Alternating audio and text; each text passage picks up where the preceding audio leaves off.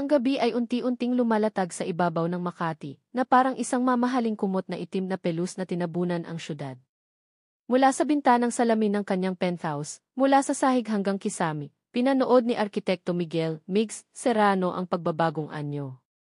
Ang mga gusali, na kaninang umaga lamang ay mga konkretong haligi ng komersyo, ay naging mga tore ng kumikinang na ilaw.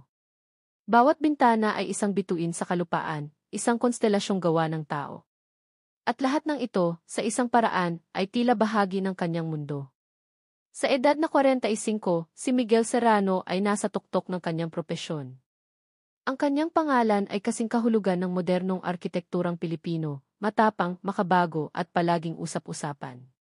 Ang Serrano Arkitektura, ang kumpanyang itinayo niya mula sa wala, ay responsable sa ilan sa mga pinaka-iconic na istruktura sa bansa.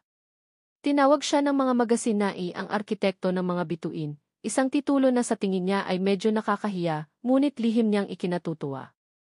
Ngunit ang tagumpay ay may kasamang katahimikan. Ang kanyang penthouse, na siya mismo ang nagdisenyo, ay isang obra maestra ng minimalismong sining. Puti, itim at kulay abo ang nangingibabaw. Bawat muebles ay isang piraso ng sining. Bawat sulok ay perpektong nakahanay. Malinis, organisado, at napakalamig. Kasing lamig ng yelo sa kanyang baso ng whiskey. Itinaas niya ang baso, pinanood ang dahan-dahang paggalaw ng likido habang umiikot ito. Isa pang gabi. Isa pang parangal. Ngayong gabi, tatanggapin niya ang pinakamataas na karangalan sa gawad parangal ng mga arkitekto, isang pagkilala na nagpapatibay sa kanyang pwesto sa industriya. Dapat sana ay masaya siya. Dapat sana ay nakakaramdam siya ng pagmamalaki.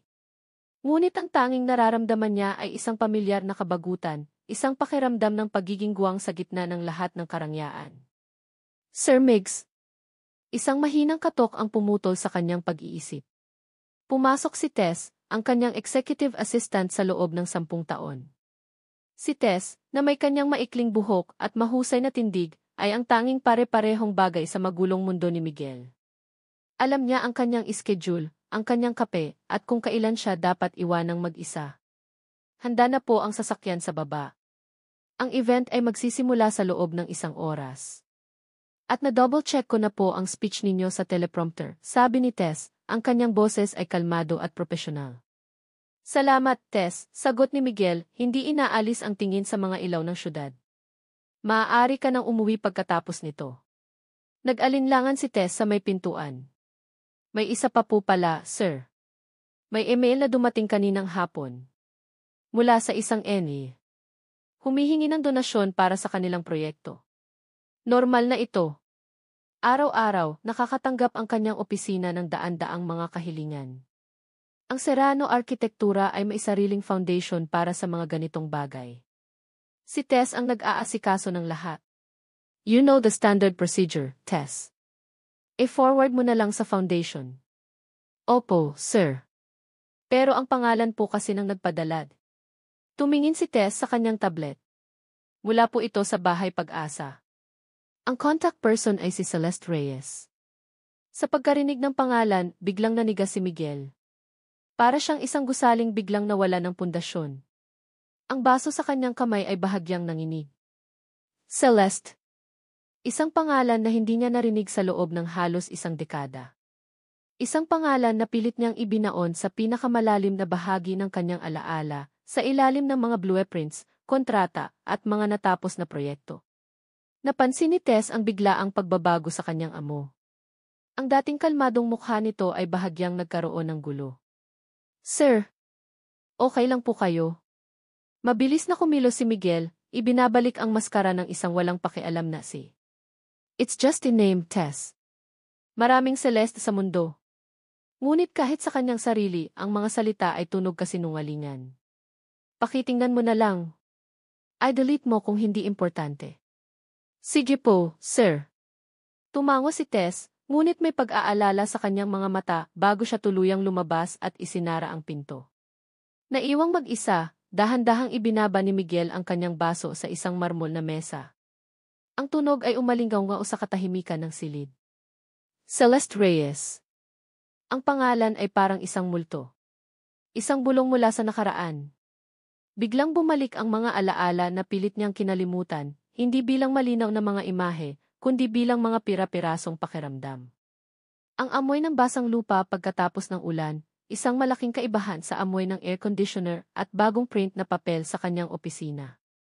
Ang tunog ng isang tawa, hindi pilit tulad ng mga naririnig niya sa mga business meeting, kundi isang tunay na halakhak na nagmumula sa puso.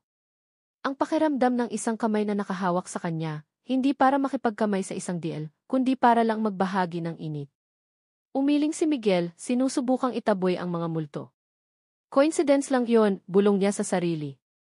6 na taon. 6 na taon na ang nakalipas mula nang huli silang magkita.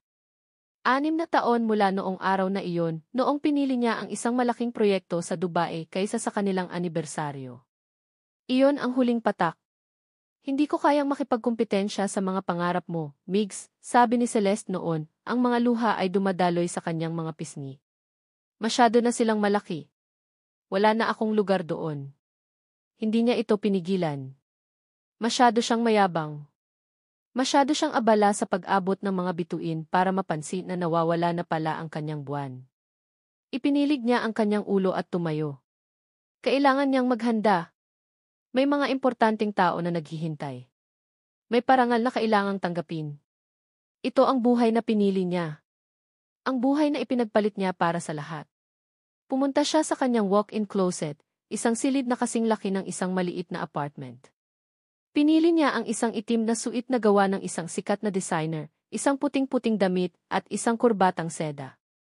Habang inaayos niya ang buhol ng kanyang kurbata sa harap ng salamin, isang lalaking hindi na niya halos kilala ang tumingin pabalik sa kanya. Nakita niya ang tagumpay sa kanyang mga mata, ang mga pilak na hibla ng buhok sa kanyang sentido na nagpapatunay ng kanyang karanasan. Ngunit sa ilalim ng lahat ng iyon, nakita niya ang isang bagay na iba pa, isang bakas ng kalungkutan, isang guwang na hindi mapunuan ng anumang parangal o kayamanan. Sino si Celeste Reyes ngayon? Naging abogado ba siya tulad ng pangarap niya? O baka nag-asawa na siya at may sariling pamilya? Ang ideya ay nagdulot ng isang matalim na kirot sa kanyang dibdib, isang kirot na mabilis niyang iwinaksi. Wala na siyang karapatang malaman. Wala na siyang karapatang mag-isip tungkol sa kanya. Bahay Pag-asa. Bahay ng Pag-asa. Isang angkop na pangalan para sa isang bagay na matagal na niyang isinuko. Sa huling pagkakataon, tiningnan niya ang kanyang refleksyon. Si Arkitekto Miguel Serrano. Matagumpay. Kinikilala. Hinahangaan. At nag-iisa. Lumabas siya ng kanyang penthouse, isinasara ang pinto sa likod niya at sa lahat ng mga alaalang pilit na bumabalik. Habang bumababa ang elevator mula sa kanyang toring salamin, bumababa rin siya patungo sa isang gabi na sisira sa lahat ng pundasyong maingat niyang itinayo. Hindi niya pa alam, ngunit ang pangalan sa isang email ay simula pa lamang. Ang tunay na multo ng kanyang nakaraan ay naghihintay sa kanya sa ibaba, sa gitna ng mga kumikinang na ilaw at mga palakpakan. At sa pagkakataong ito, hindi na niya ito matatakasan. Ang Grand Ballroom ng isang 5-star hotel sa Maynila ay isang dagat ng kinang at karangyaan. Ang mga kandelabrang kristal ay naglalabas ng malambot na liwanag sa mga taong nakasuot ng kanilang pinakamahuhusay na barong at gown. May mahinang tugtugin mula sa isang string quartet sa isang sulok, at ang hangin ay puno ng pinaghalong amoy ng mamahaling pabango at masasarap na pagkain. Ito ang mundo ni Miguel Serrano. Isang mundong pamilyar, predictable at paulit-ulit. Habang naglalakad siya patungo sa kanyang lamesa, bawat hakbang niya ay sinasalubong ng mga pagbati. Mga pilit na ngiti, mga matatag na pakikipagkamay, mga papuring tunog ensayado. Congratulations in advance, Migs. Another well-deserved win. You're an inspiration, Serrano. Tumango siya, umiti at nagpasalamat. Ito ay isang ritual na kanyang nakasanayan. Isang sayaw na kabisado niya ang bawat hakbang. Ngunit sa likod ng kanyang mga mata, ang kanyang isip ay nasa ibang lugar. Nasa isang pangalan na bumabagabag sa kanya, Celeste Reyes. Isang malaking pagkakataon lamang, sabi niya ulit sa sarili, habang umuupo sa gitnang lamesa, kasama ang iba pang mga nominado at mga bigating pangalan sa industriya. Nagsimula ang programa. Isa-isang tinawag ang mga nanalo para sa mga mas maliit na kategorya. Pumalakpak si Miguel sa tamang pagkakataon, nakipagtawanan sa mga birong hindi naman nakakatawa. Ginagawa niya ang lahat ng inaasahan sa kanya, ngunit ang pakiramdam niya ay isa siyang aktor sa isang palabas na matagal na niyang pinagsawaan. Hanggang sa tinawag ang kanyang pangalan para sa pinakamataas na parangal. At ang arkitekto ng taon walang iba kundi ang nag-iisang, Arkitekto Miguel Serrano. Tumayo siya sa gitna ng malakas na palakpakan. Inayos niya ang kanyang suite at umakyat sa entablado, isang ngiti ang maingat na inilagay sa kanyang mukha. Tinanggap niya ang mabigat na tropeo na gawa sa salamin at metal, at humarap sa mikropono. Sa harap niya, ang teleprompter ay nagpapakita ng kanyang inihandang talumpati.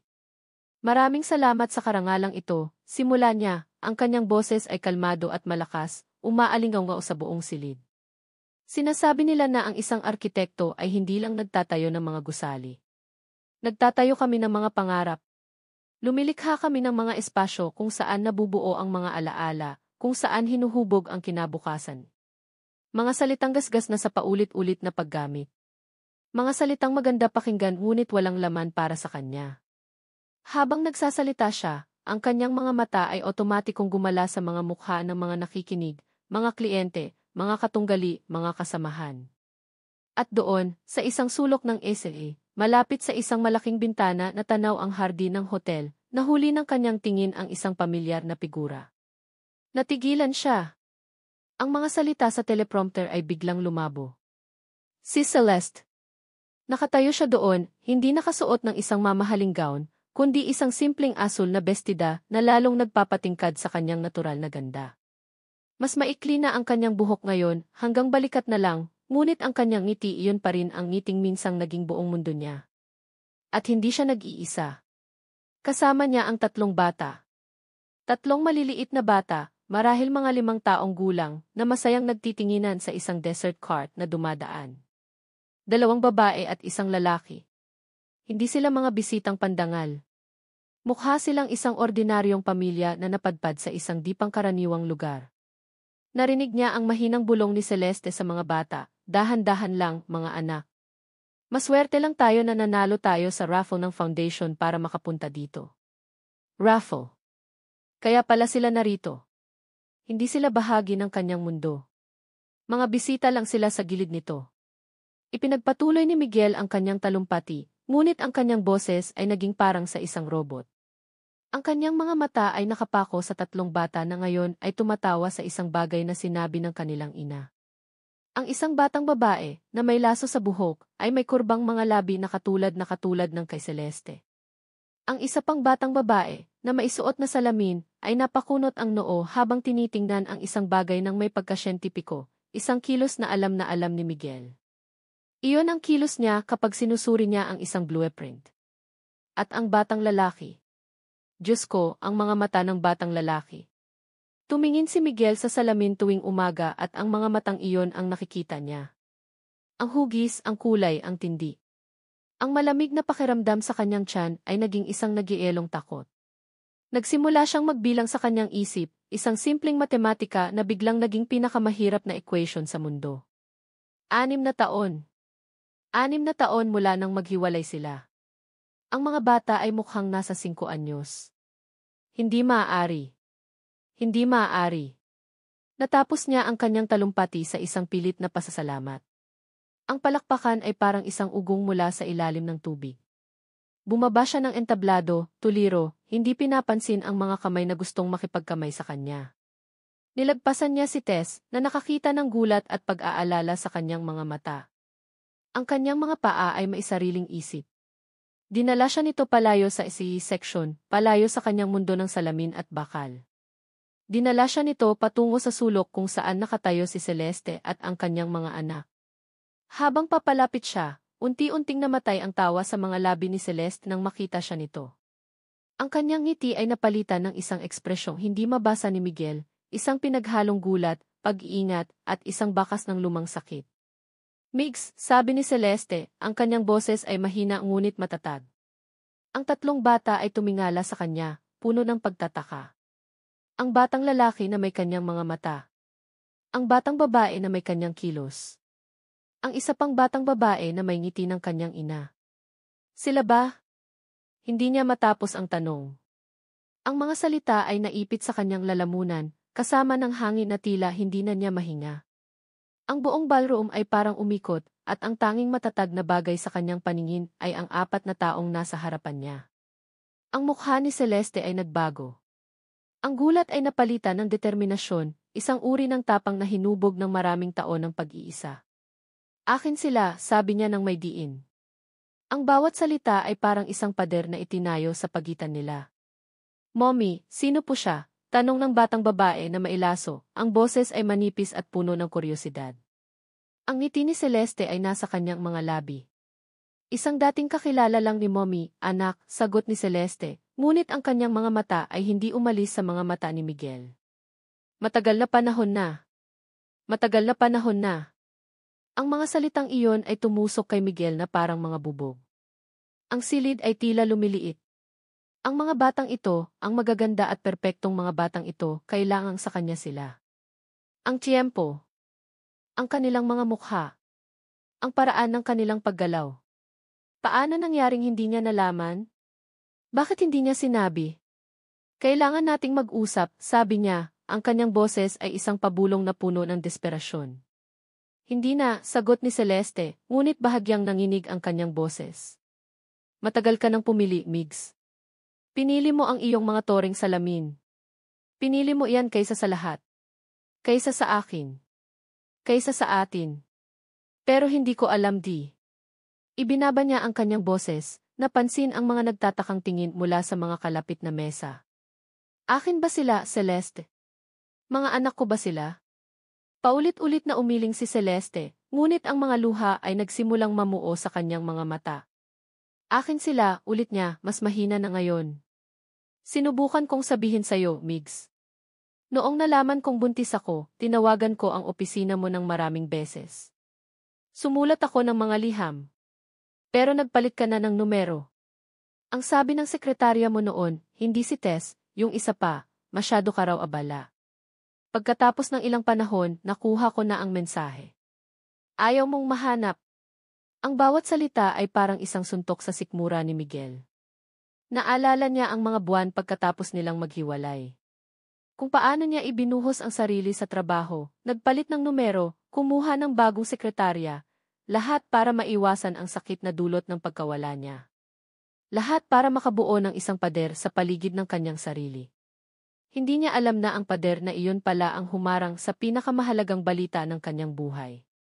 Hindi ko alam, bulong niya ulit, ang mga salita ay puno ng pagsisisi. At kung nalaman mo, may magbabago ba? Tanong ni Celeste, at sa isang saglit, nakita ni Miguel ang sakit na dala-dala pa rin niya. Pipiliin mo ba kami? Bago pa siya makasagot, hinila ng batang lalaki ang damit ni Celeste. Mommy, gusto ko na po ng ice cream. Sabi niyo po pwede. Ang mukha ni Celeste ay lumambot habang tinitingnan niya ang kanyang anak. Ang kanilang anak. Sige, anak. Bakit hindi kayong tatlo pumili sa menu ng dessert at sabihin sa akin kung ano ang gusto ninyo? Ang mga bata ay masayang kinuha ang menu na nagbigay kay Miguel ng pagkakataong tingnan sila ng mas maigi. Ang batang lalaki ay may maitim na buhok ng kanyang ina, ngunit ang panga niya ay katulad ng sa kanya, kahit sa murang edad.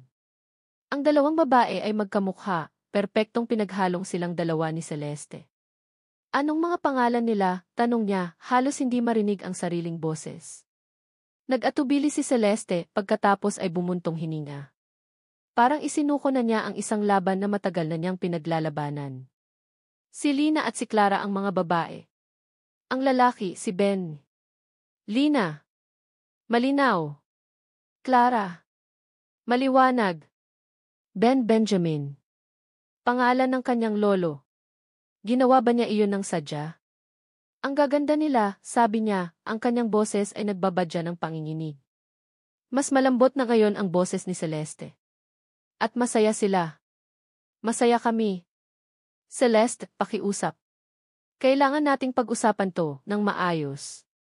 Tinitigan siya ni Celeste ng matagal, pagkatapos ay kumuha ng isang business card mula sa kanyang pitaka.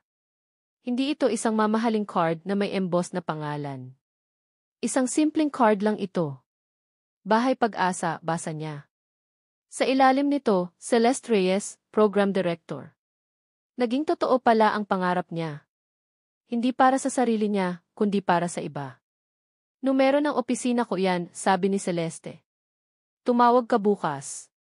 Hindi para sa atin, matagal nang lumubog ang barkong iyon. Kundi para sa kanila. Kung seryoso ka. Kung handa ka nang maging nariyan para sa iba bukod sa sarili mo. Nanginginig ang mga kamay ni Miguel habang inaabot ang card. Pabalik sa kanyang mesa, ang kanyang mga kasamahan ay nagkunwaring hindi nakatingin. Ang kanyang perpektong inayos na mundo ay gumuho sa loob lamang ng ilang minuto. At alam niyang wala nang babalik sa dati.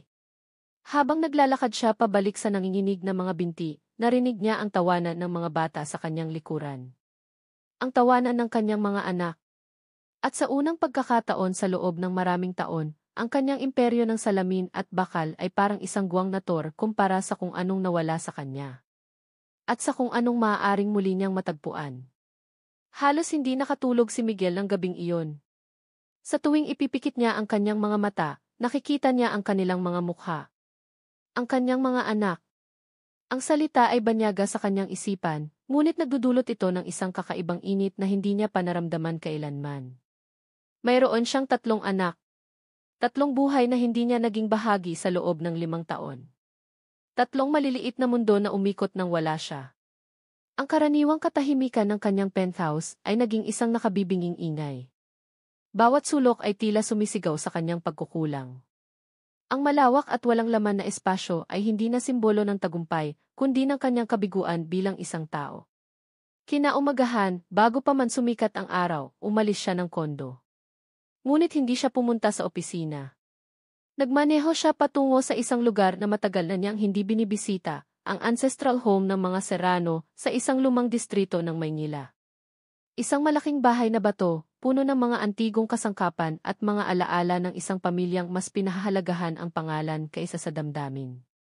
Naabutan niya ang kanyang ina, si Doña Elena, na nagkakape sa hardin, napapaligiran ng mga orkidya na mas maingat niyang inaalagaan kaysa sa sarili niyang anak.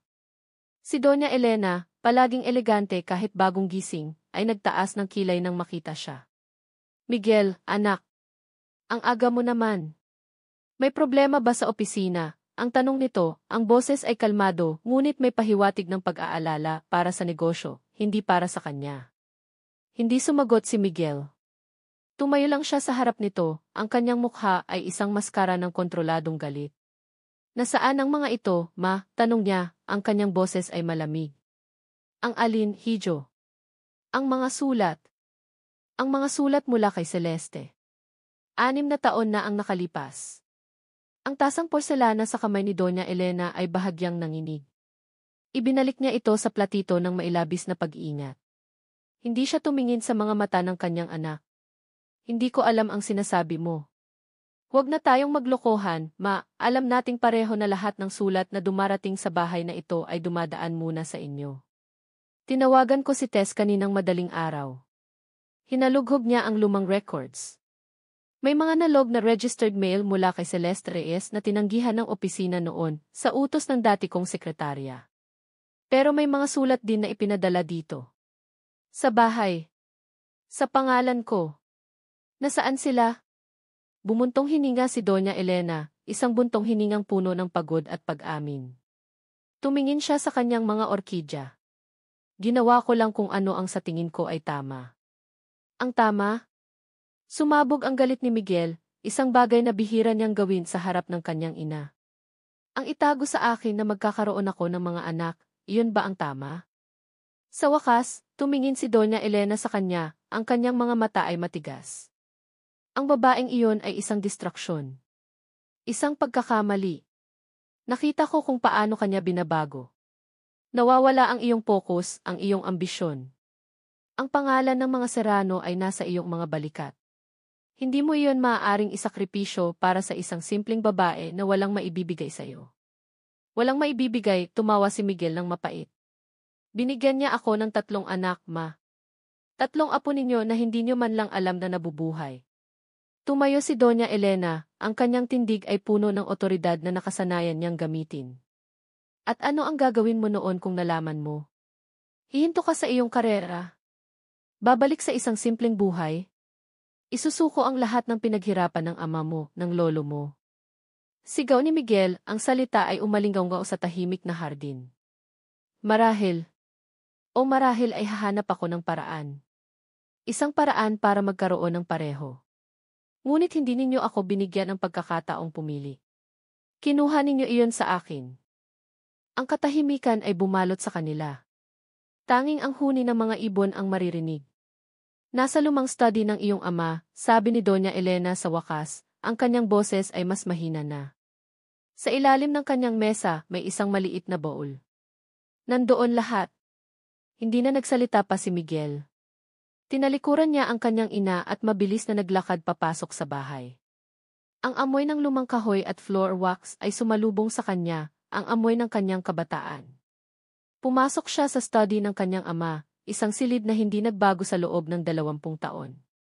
Nandoon pa rin ang malaking nara na mesa, ang mga libro tungkol sa batas at negosyo, ang mga litrato ng mga ninuno sa pader. Yumuko siya at tiningnan ang ilalim ng mesa. At doon nga, nakatago sa dilim, ay isang maliit na bowl na gawa sa kamagong. Hindi ito nakalock. Nanginginig ang kanyang mga kamay habang binubuksan niya ito. Sa loob, maayos na nakatali ng isang liston, ay isang salansa ng mga sobre. Mga sobre na pamilyar sa kanya. Ang sulat kamay ni Celeste, elegante at bahagyang nakakiling.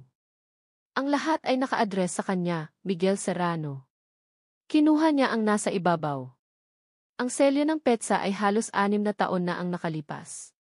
Dahan-dahan, binuksan niya ito. Migs, hindi ko alam kung paano sisimulan ito. At hindi ko rin alam kung makakarating ba ito sa'yo.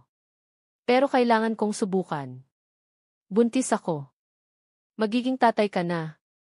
Gulat na gulat ako at alam kong marahil ay ganoon ka rin. Pero Migs, masaya ako. Sa gitna ng lahat ng sakit at pagkalito, masaya ako. Mayroong isang maliit na piraso natin na nabubuhay. Hindi ko pa alam kung lalaki o babae, pero nararamdaman ko siya. Nararamdaman ko ang pag-asa. Pakiusap, tumawag ka. Kailangan nating mag-usap. Ano man ang mangyari sa ating dalawa, ang batang ito ay karapat-dapat na makilala ang kanyang ama. Nagmamahal. Celeste. Sunod-sunod niyang binuksan ang iba pang mga sulat. Ang bawat isa ay isang kabanata ng buhay na hindi niya naging bahagi.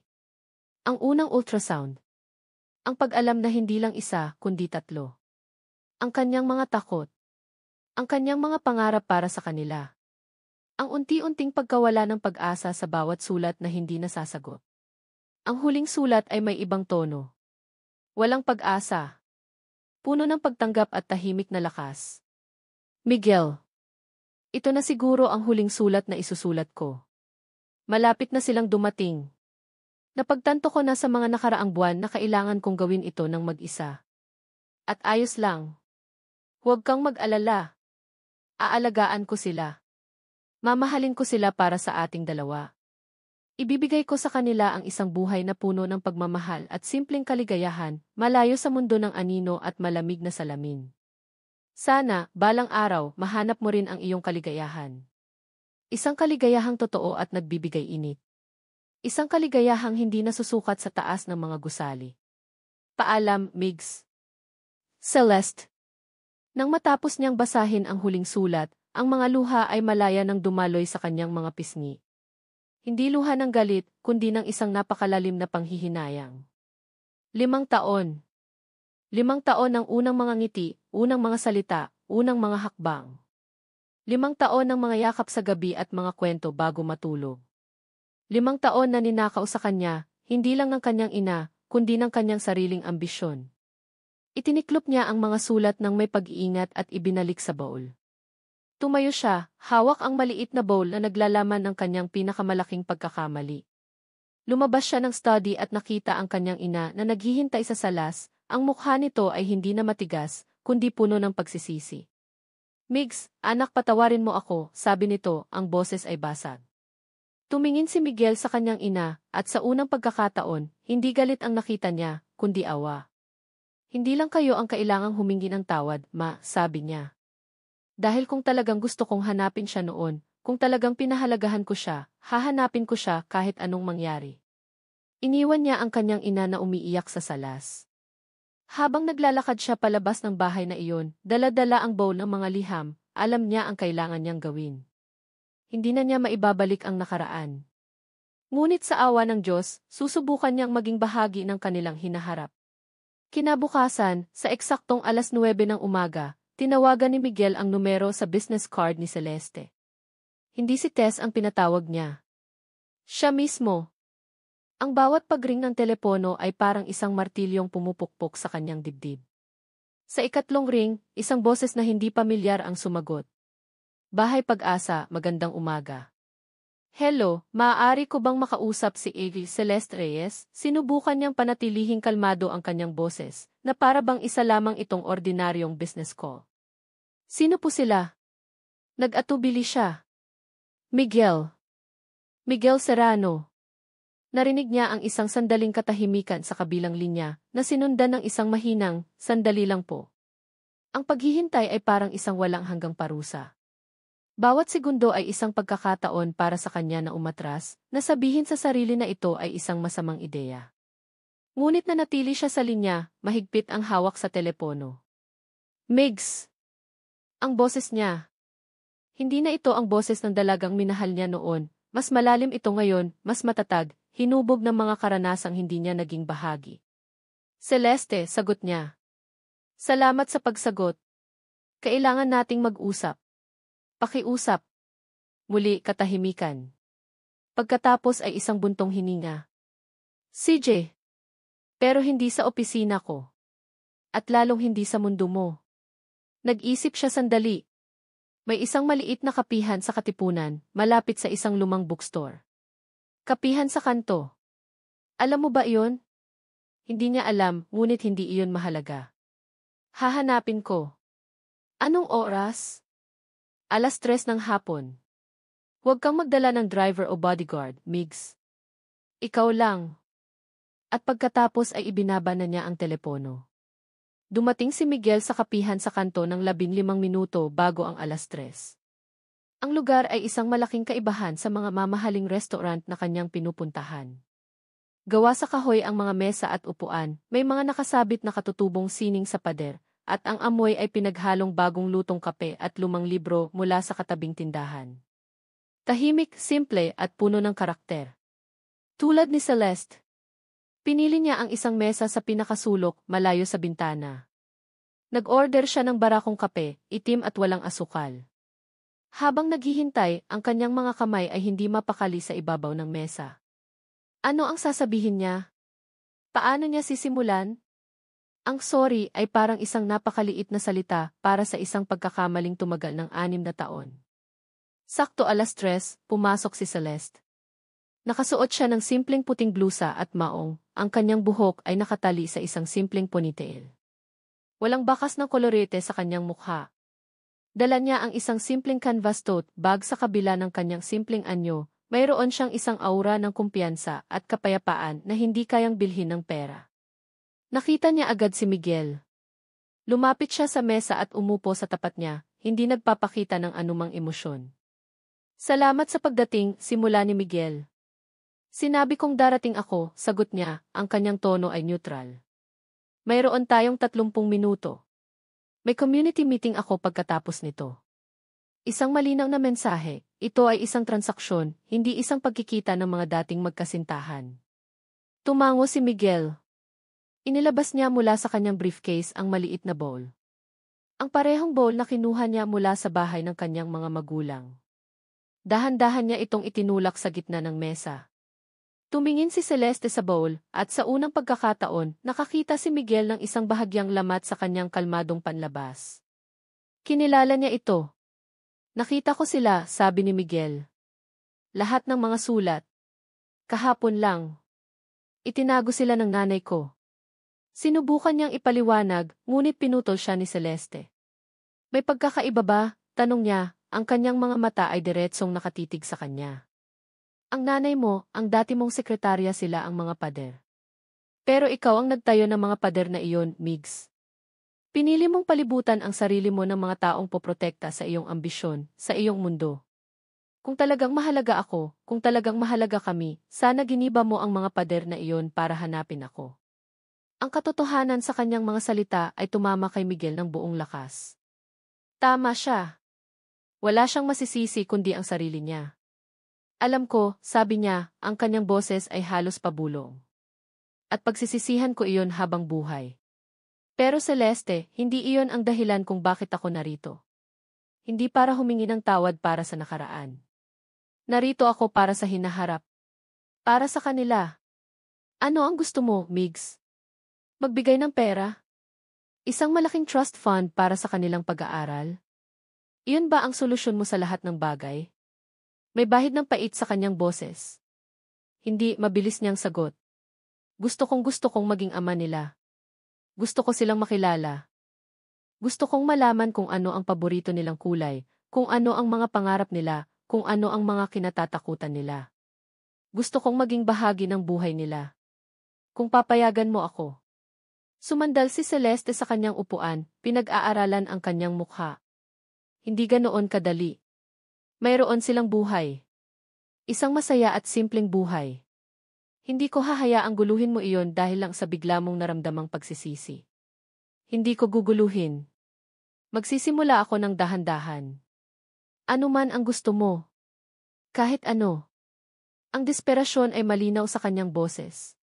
Huminga ng malalim si Celeste, tila nag-iisip ng mabuti. Si Lina, mahilig siyang magpinta. Gumagamit siya ng mga recycled na materyales para gumawa ng sining. Si Clara, ang kanyang mundo ay mga hayop sa dagat at kalikasan. Kaya niyang magsalita tungkol sa mga bituin at mga alon ng walang katapusan. At si Ben ay puro enerhiya. Mahilig siyang tumakbo, umakyat at matuto ng arnis. Habang nagsasalita siya, nakikinig si Miguel sa bawat salita, sinusubukang buuin ang imahe ng kanyang mga anak sa kanyang isipan. Hindi sila sanay sa karangyaan, Migs, patuloy ni Celeste. Ang kaligayahan para sa kanila ay isang hapon sa parke, hindi isang mamahaling laruan. Ang isang paglalakbay sa tabing dagat, hindi sa ibang bansa. Naiintindihan mo ba iyon? Tumango si Miguel. Naiintindihan ko. Tumingin si Celeste sa kanyang relo. Malapit nang maubos ang oras ko. Tumingin siya sa labas ng bintana. Mayroon kaming pista sa nayon sa aming komunidad sa Sabado. Isang maliit na pagdiriwang. Itatanghal doon ang ilan sa mga gawa ni Lina. Kung gusto mong makita sila, kung gusto mong makita kung anong klaseng mundo ang ginagalawan nila, pumunta ka. Pero may isang kondisyon. Kahit ano, mabilis niyang sagot. Huwag kang magpapakilala. Huwag kang lalapit. Manood ka lang mula sa malayo. Gusto kong makita mo muna sila, hindi bilang mga anak mo na kailangan mong akuin. Tingnan mo kung ang buhay ba nila ay isang bagay na talagang gusto mong maging bahagi. Iyon ay parang isang pagsubok. Isang masakit na pagsubok. Ngunit tinanggap niya ito. Gagawin ko. Nandoon ako. Tumayo na si Celeste. Huwag kang umasa sa kahit ano, Migs. Ginagawa ko ito para sa kanila, hindi para sa'yo. Dahil balang araw, magtatanong sila. At gusto kong masabi sa kanila na binigyan ko ang kanilang ama ng pagkakataon. Hindi na niya hinintay ang sagot ni Miguel. Tinalikuran na niya ito at lumabas ng kapihan, nag-iwan ng amoy ng kape at ng katotohanang napakasakit tanggapin. Naiwan si Miguel sa kanyang mesa, kasama ang isang malamig ng kape at ang maliit na bowl ng mga alaala, na may isang maliit na sinag ng pag-asa sa isang hinaharap na kailangan pa niyang patunayan na karapat-dapat siya. Araw ng Sabado. Para kay Miguel, ang mga Sabado ay karaniwang nangangahulugan ng paglalaro ng golf, kasama ang mga kliyente o pag-aaral ng mga bagong proyekto sa katahimikan ng kanyang opisina. Ngunit ang Sabadong ito ay iba. Nagising siya ng maaga, ngunit sa halip na pumili ng polo shirt na may brand, pumili siya ng isang simpleng itim na t-shirt at maong. Kumuha siya ng isang baseball cap at isang peres ng salamin sa araw. Ang kanyang layunin, maging hindi kapansin-pansin, isang anino sa isang pagdiriwang na hindi siya kabilang. Ang komunidad kung saan nakatira si Celeste ay nasa isang bahagi ng Quezon City na puno ng mga puno at mga lumang bahay. Ang pista sa nayon ay ginanap sa isang maliit, bukas na parke. May mga banderitas na nakasabit, isang maliit na entablado kung saan tumutugtog ang isang lokal na banda, at mga booth na nagbebenta ng pagkain at mga gawang kamay. Ang hangin ay puno ng tawanan ng mga bata at amoy ng inihaw na mais. Ito ay isang mundong simple, masaya at napakatotoo. Nagpark si Miguel ng kanyang sasakyan sa isang kalapit na kalye at naglakad patungo sa parke. Naramdaman niya agad ang pagiging banyaga. Ang kanyang mamahaling relos at sapatos ay tila sumisigaw sa gitna ng pagiging simple ng lugar. Ibinulsa niya ang kanyang mga kamay at yumuko ng bahagya, itinago ang kanyang mukha sa ilalim ng baseball cap. Hindi nagtagal, nakita niya sila. Nakatayo sila malapit sa isang booth na may nakasulat na isining mula sa basura. Nasa gitna si Lina, ang kanyang maliit na mukha ay seryoso habang ipinapaliwanag niya ang kanyang likha sa isang matandang babae. Ang kanyang gawa ay isang mosaik ng isang makulay na ibon na gawa sa mga pira-pirasong plastik na takip ng bote na maingat na idinikit sa isang lumang piraso ng karton. Sa tabi niya, si Celeste ay nakangiti, ang kanyang mga mata ay puno ng pagmamalaki. Napangiti si Miguel sa ilalim ng kanyang takip. Ang kanyang anak na babae. Isang artista. Ilang hakbang mula sa kanila, si Clara naman ay nakaupo sa damuhan kasama ang isang grupo ng mga bata. May hawak siyang isang malaking aklat na may mga larawan ng mga isda. May sigasig siyang nagtuturo sa isang pahina. At ito, narinig ni Miguel ang kanyang malinaw na boses, ay isang butanding. Hindi sila balyena, mga pating sila. Ang pinakamalaking isda sa buong mundo. Natawa si Miguel. Ang kanyang matalinong anak. Isang siyentipiko. At nasaan si Ben? Saglit niyang iginala ang kanyang mga mata hanggang sa matagpuan niya ito. Si Ben ay nasa gitna ng isang laro ng habulan, tumatakbo ng napakabilis, ang kanyang tawa ay umaalingaw sa buong parke.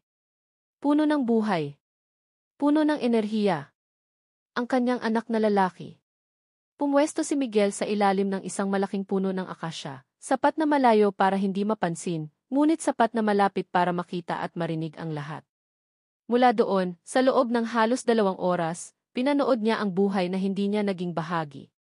Pinanood niya kung paano lumapit si Celeste kay Ben para punasan ang pawis sa noo nito.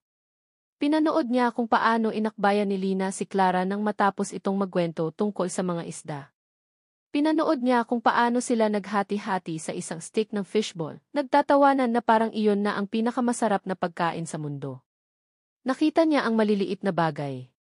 Ang paraan ng pagkakamot ni Ben sa kanyang ilong kapag nahihiya, isang kilos na ginagawa rin ni Miguel. Ang paraan ng pagtilt ng ulo ni Clara kapag nag-iisip, tulad ng ginagawa ni Celeste. Ang paraan ng pagiging tahimik ngunit mapagmasid ni Lina, isang katangiang nakuha niya mula sa kanilang dalawa. Sa bawat minutong lumilipas, isang matinding damdamin ang bumalot kay Miguel. Hindi ito pagsisisi o galit. Ito ay isang malalim, tahimik na pananabik. Isang pagnanais na tumawid sa distansyang naghihiwalay sa kanila. Isang pagnanais na lumapit at sabihin, ako ang tatay ninyo. Ngunit pinigilan niya ang kanyang sarili. Iginagalang niya ang kasunduan nila ni Celeste. Maya-maya, nagsimulang umambon. Nagsimulang magsilong ang mga tao. Nakita ni Miguel si Celeste na mabilis na tinipon ang kanyang mga anak. Binuksan niya ang isang malaking payong at pinasilong silang tatlo. Habang naglalakad sila palayo, magkakadikit sa ilalim ng iisang payong, si Lina ay lumingon. Sa isang saglit, nagtama ang kanilang mga mata. Ang mga mata ng isang batang babae na puno ng pagtataka, at ang mga mata ng isang ama na puno ng pag-ibig na hindi maipahayag. Mabilis nang umiti si Miguel, isang maliit, malungkot na ngiti, bago muling yumuko. Nakita ba siya ni Lina? Nakilala ba siya? O isa lang siyang estranghero sa ilalim ng puno? Hindi niya alam. Nanatili si Miguel doon hanggang sa tumila ang ulan at nagsimulang magligpit ang mga tao. Ang masayang parke ay unti-unting bumalik sa pagiging tahimik. Naiwan siya, nakatayo sa ilalim ng basang puno, na may dalang isang malinaw na realisasyon.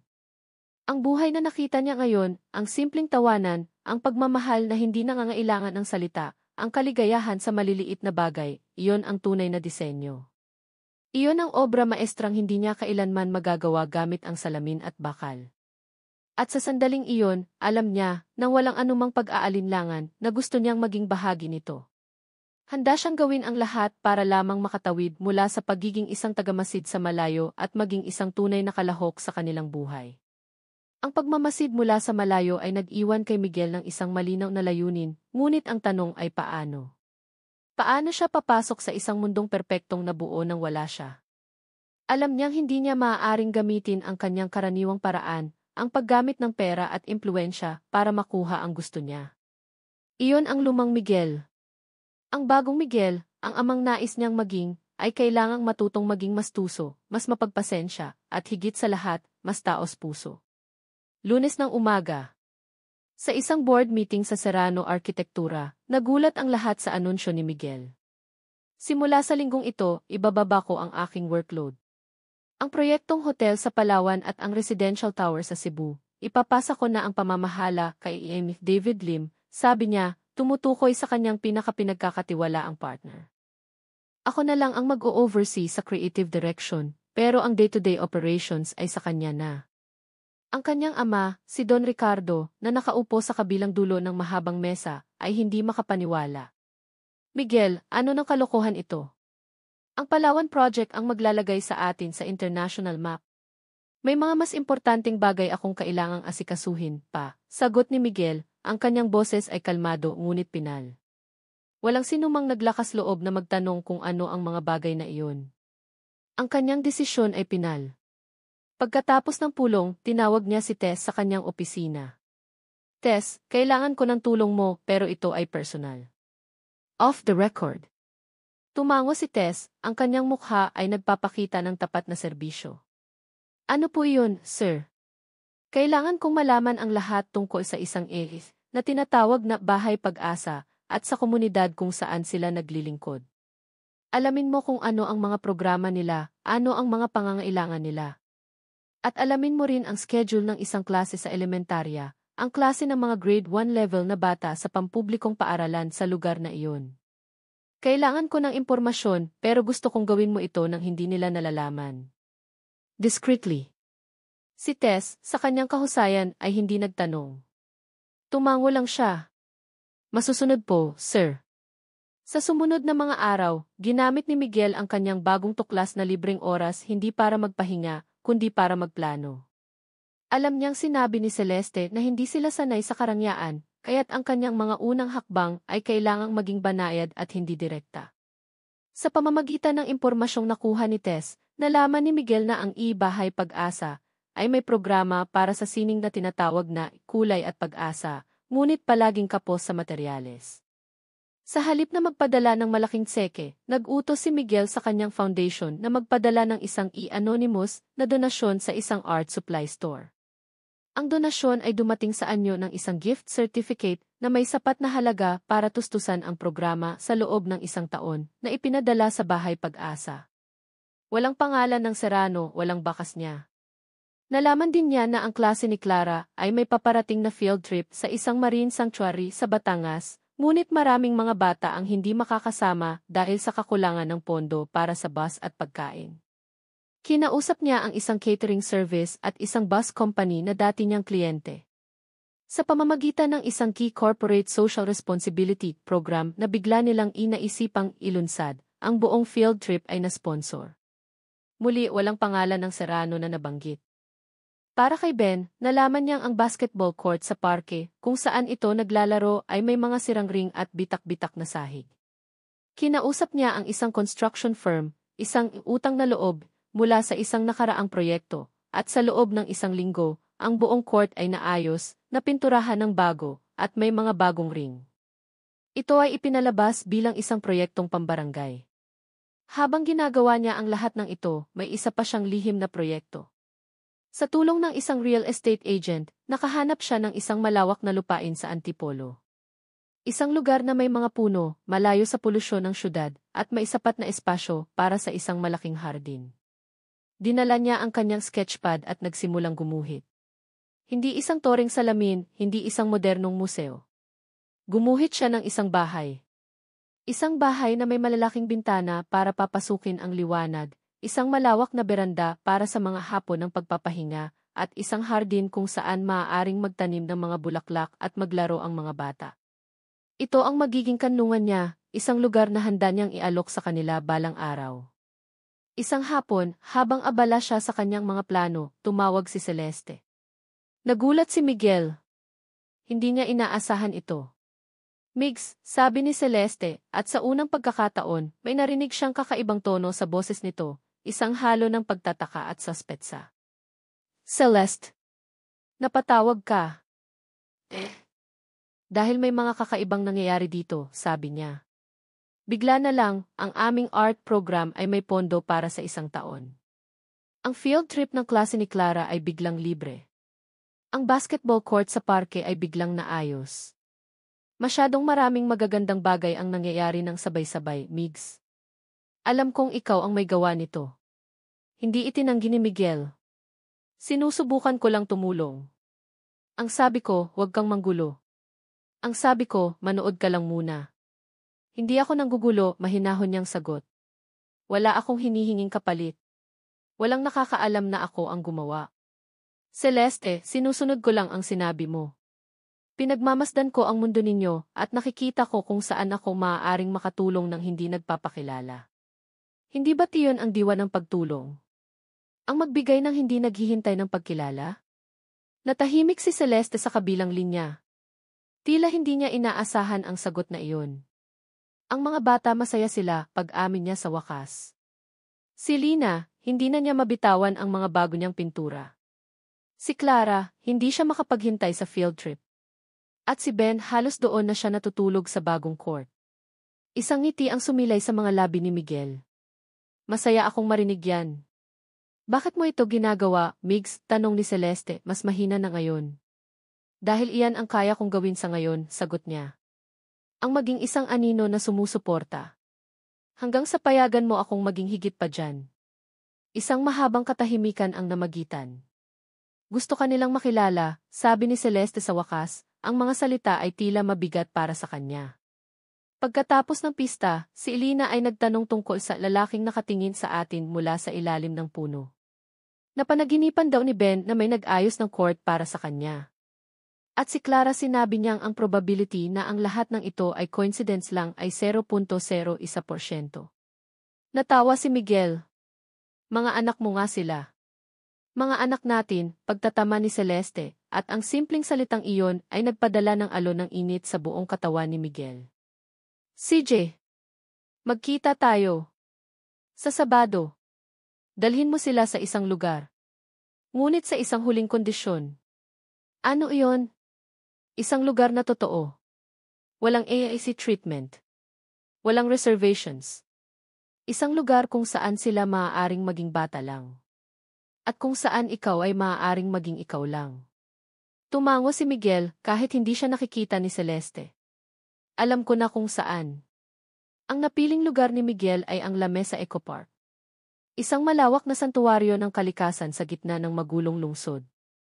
Ito'y isang lugar na may mga puno, isang lawa, at mga simpleng pasyalan, malayo sa kanyang karaniwang mundo ng mga pribadong resort at exclusive clubs. Dumating siya ng maaga, nakasuot muli ng simpleng damit. Sa pagkakataong ito, wala nang takip sa mukha. Wala nang pagtatago. Dala niya ang isang backpack na naglalaman ng tubig, ilang prutas, at isang first aid kit na inihanda ni Tess. Pakiramdam niya ay isa siyang bagitong sundalo na papasok sa kanyang unang misyon. Ilang sandali pa, dumating na ang sasakyan ni Celeste. Mula sa malayo, pinanood niya silang bumaba. Ang tatlong bata ay puno ng kasabikan, nakatingin sa paligid ng may pagkamangha. Dahan-dahang lumapit si Miguel. Nang makita siya ng mga bata, huminto sila. Ang kanilang mga mukha ay pinaghalong kuryosidad at pag-aalinlangan.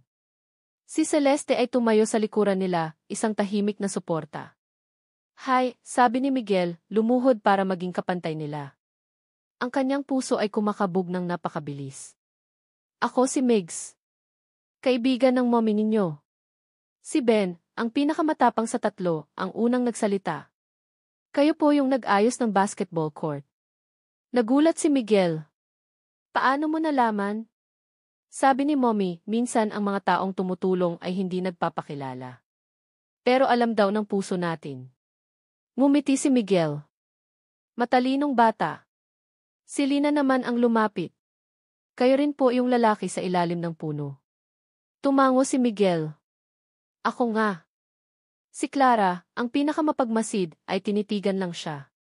Ang mga mata niyo po pamilyar. Bago pa makasagot si Miguel, nagsalita si Celeste. Mga anak, si Mig siya ang daddy ninyo. Ang mga salita ay binitiwan sa hangin, simple at direkta. Walang drama. Tanging katotohanan. Ang mga bata ay tumingin sa kanya, pagkatapos ay kay Celeste, pagkatapos ay pabalik sa kanya. Sinusubukang iproseso ang impormasyon. Si Ben ay napanganga. Hinawakan ni Clara ang kamay ng kanyang kapatid. At si Lina ay ikiniling lang ang kanyang ulo, pinag-aaralan siya. Kayo ang daddy namin, tanong ni Ben sa wakas. Tumango si Miguel, ang mga luha ay nagsisimulang mamuo sa kanyang mga mata. Anak.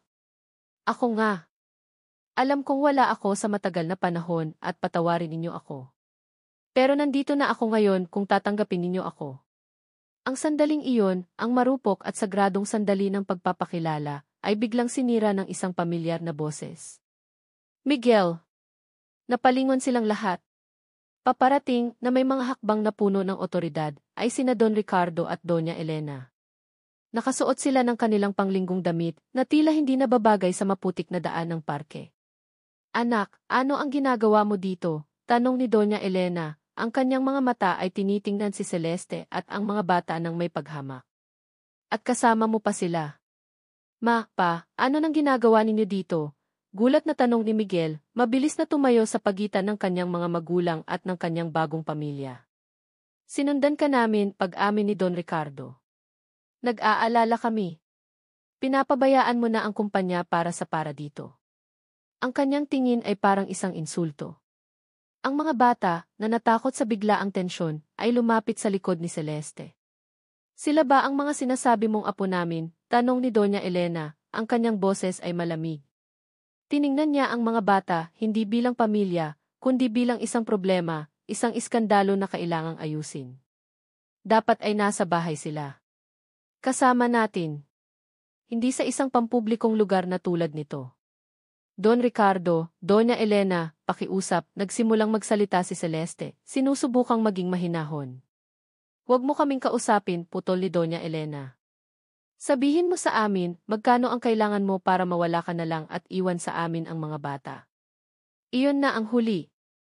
Tama din eh. Ang sigaw ni Miguel ay umalinggaw sa parke.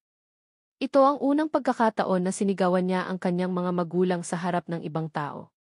Ang kanyang mukha ay puno ng galit na hindi pa nila nakikita kailanman. Humarap siya sa kanila, ang kanyang katawan ay isang pader na poprotekta kina Celeste at sa mga bata. Hindi ninyo pagsasalitaan si Celeste ng ganyan. At hinding-hindi ninyo ituturing na isang negosyo ang mga anak ko. Tumingin siya sa kanyang mga magulang, pagkatapos ay sa kanyang mga anak na nakatingin sa kanya ng may malalaking mata. Sila ang pamilya ko, sabi niya, ang bawat salita ay may bigat at paninindigan. Sila ang pinakamahalagang bagay sa buhay ko ngayon. At kung hindi ninyo kayang igalang iyon, kung hindi ninyo kayang igalang ang ina nila, kung gayon wala kayong lugar sa aming buhay. Ang katahimikan na sumunod ay nakabibingi. Sina Don Ricardo at Doña Elena ay natigilan, hindi makapaniwala sa narinig. Hindi nila kilala ang lalaking nasa harapan nila. Sa gitna ng tensyon, isang maliit na kamay ang humawak sa kamay ni Miguel. Si Lina. Tumingala siya sa kanya. Ang mga mata niyo po, malungkot, sabi niya sa isang mahinang bulong. Ang simpleng obserbasyon na iyon, ang inosenteng pag-aalala, ang bumasag sa lahat ng pader na itinayo ni Miguel sa paligid ng kanyang puso. Ang mga luhang kanina pa niya pinipigilan ay malayang dumaloy. Malungkot nga ako, anak, pag-amin niya, ang kanyang boses ay basag. Malungkot dahil ang dami kong namiss. Malungkot dahil ngayon ko lang kayo nakilala. Pero masayang-masaya rin ako dahil nakilala ko kayo. Dahan-dahang lumapit din sina Clara at Ben, ang kanilang takot ay napalitan ng kuryosidad. Magsasalita pa sana si Doña Elena, ngunit pinigilan siya ni Don Ricardo. Elena, tama na, sabi niya, ang kanyang boses ay pagod. Tingnan mo sila. Tumingin sila. Ang kanilang anak, na umiiyak, ay napapaligiran ng tatlong batang hindi nila kilala. At sa likod nila, si Celeste ay nakatayo, nagmamasid, handang pumasok anumang oras, ngunit hinahayaan ang sandaling ito na mangyari. Sa unang pagkakataon, nakita ni na Don Ricardo at Doña Elena, hindi isang iskandalo, kundi isang pamilya, isang kakaiba at sirang pamilya, marahil, ngunit isang pamilya pa rin. Pwede po ba namin kayong tawaging daddy? Tanong ni Ben bigla. Tumingin si Miguel kay Celeste. Dahan-dahan itong tumango. Gustong-gusto ko yan, sabi ni Miguel, ang kanyang boses ay puno ng emosyon. Pero kung gusto niyo lang, pwede tayong magdahan-dahan. Magkilala muna tayo. Gusto ko pong malaman ang lahat, deklara ni Clara. Mahilig po ba kayo sa mga bituin? Paborito ko yan, sagot ni Miguel. At arnis, dagdag ni Ben. At pagpipinta, hirit ni Lina. Tumawa si Miguel sa gitna ng kanyang mga luha. Gusto ko ring malaman ang lahat tungkol sa inyo. Nakatayo sa gilid, ang galit sa mukha ni Doña Elena ay unti-unting napalitan ng isang bagay na mas malambot. Kamukha nila ang mga mata mo, Miguel, sabi niya ng mahina. Higit pa riyan ang nakuha nila, sabi ni Celeste, sa wakas ay nagsalita. Nakuha nila ang kabaitan mo, ang pagiging malikhain mo lahat ng magagandang bagay sa iyo, bago ka binago ng mundo ng negosyo. Tumingin siya kay Miguel ang may bagong pag-asa. At ngayon, marahil, ay magkakaroon na rin sila ng isang ama. Ang insidente sa Eco Park ay isang watershed moment. Bagamat masakit at puno ng tensyon, ito ang naglatag ng pundasyon para sa isang bagong simula. Ang pagtatanggol ni Miguel sa kanila laban sa sarili niyang mga magulang ay isang malinaw na deklarasyon, isang pangako na mas malakas pa sa anumang salita. Dahil dito, dahan-dahang binuksan ni Celeste ang pinto sa buhay ng kanyang mga anak, kahit isang maliit na siwang lang. Ang kanilang unang opisyal na family day ay hindi sa isang mamahaling resort o isang theme park. Sa mungkahi ni Celeste, ito ay sa isang mabatong dalampasigan sa Batangas, isang lugar na hindi gaanong dinarayo ng mga turista. Ang tanging dala nila ay isang banig, isang cooler ng pagkain at inumin, at isang bag ng mga laruan sa buhangin. Para kay Miguel, ang karanasang ito ay surreal. Sanay siyang ang mga bakasyon ay naka-schedule, may itinerary, at may staff na nag-aasikaso sa lahat. Ngayon, siya ang nagbubuhat ng mabigat na cooler habang tinutulungan ni Celeste ang mga bata na maglagay ng sunblock. Sa simula, mayroong isang awkward na distansya. Ang mga bata ay magalang ngunit maingat. Si Miguel ay maingat din, takot na makagawa ng maling galaw o makapagsabi ng maling bagay. Para siyang isang bagong empleyado sa kanyang unang araw sa trabaho, sinusubukang matutunan ang kultura ng isang kumpanyang matagal nang tumatakbo. Daddy, tulungan niyo po akong gumawa ng sandcastle. Aya ni Lina, binasag ang katahimikan. Agad na lumapit si Miguel, masigasig na parang isang kliyenteng nag-aalok ng multimilyong proyekto. Sige, anak. Anong gusto mong disenyo? Isang palasyo na may matataas na tower. Umiling si Lina. Hindi po. Gusto ko po ng bahay. Isang bahay na may malaking hardin sa paligid at may 3 maliliit na bintana. Iginuhit niya ito sa buhangin. Natigilan si Miguel. Ang disenyong iginuhit ni Lina ay halos kapareho ng bahay na kanyang idinisenyo para sa lupain sa Antipolo. Isang pagkakataon lang ba? O isang koneksyon na hindi maipaliwanag ng lohika? Habang abala sila sa paggawa ng kastilyong buhangin, lumapit naman si Clara, may hawak na isang kakaibang bato. Daddy, tingnan niyo po. Ito po ay isang sedimentary rock. Nabuo po ito mula sa maraming maliliit na piraso na pinagsama-sama sa loob ng libu-libong taon. Tinitigan niya si Miguel ng may kahulugan. Tulad po siguro ng pamilya. Binubuo ng maraming maliliit na piraso at alaala. Muli, namangha si Miguel sa lalim ng pag-iisip ng kanyang anak. Tama ka, Clara. At kailangan ng maraming pasensya para mabuo ito. Sa kabilang banda, si Ben ay hindi mapakali. Daddy, turuan niyo po akong magpatalbog ng bato sa tubig. Sinubukan ni Miguel, ngunit ang kanyang mga bato ay laging lumulubog pagkatapos ng 1 o 2 talbog. Si Celeste, na nanonood mula sa malayo habang naghahanda ng merienda, ay natawa. Lumapit siya. Hindi ganyan, Migs. Kailangan flat ang bato. At ang paghagis ay dapat mabilis at galing sa gilid.